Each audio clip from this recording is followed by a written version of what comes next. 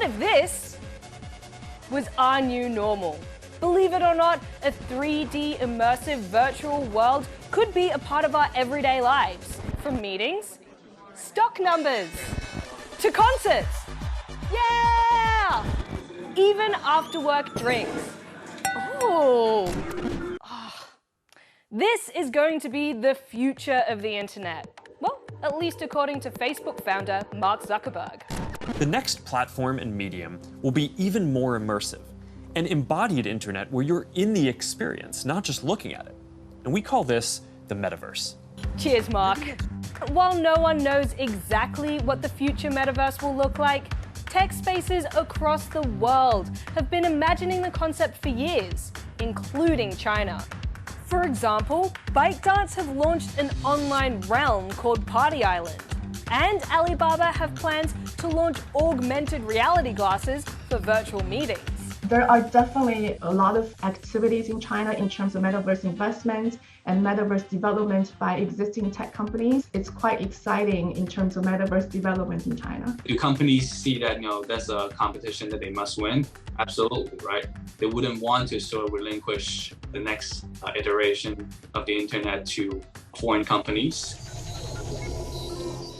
In fact, last year alone, there were more than 10,000 applications for trademarks that included the Chinese word for metaverse.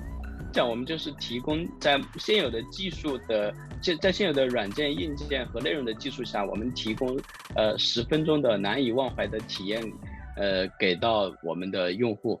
Tang Jianong owns a series of meta bars across China. He opened the first one in Guangzhou and hopes to open 10,000 more across the world in the next 3 years. 我认为元宇宙提供了一种前所未有的体验。But much like the rest of the online world, the new internet that China gets might be a little different to the metaverse that the West can access.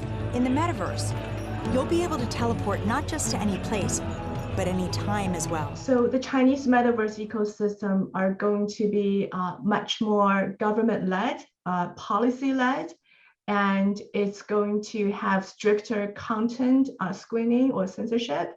At least portion of the metaverse ecosystem will be a divided ecosystem. At least I know that the Chinese and American metaverse won't overlap. The government hasn't said anything directly about the metaverse so far, but in February, President Xi Jinping wrote an article highlighting the need to accelerate legislation in the digital economy. And an editorial in the state-run People's Daily warned that investing in the metaverse carried a risk of fraud, and that regulation should come before metaverse innovation. These statements come off the back of a massive tech crackdown last year on things like gaming. Right, so children can only get to play video games for 3 hours a week, and then that really sort of damaged the share price as well as the sort of prospects for video games in China. Because of the current climate of heavy crackdown from the government on the technology sector, on the platforms, I think these companies are going to be more cautious. What part of the solar system are we talking about? Saturn. But some people are excited and optimistic.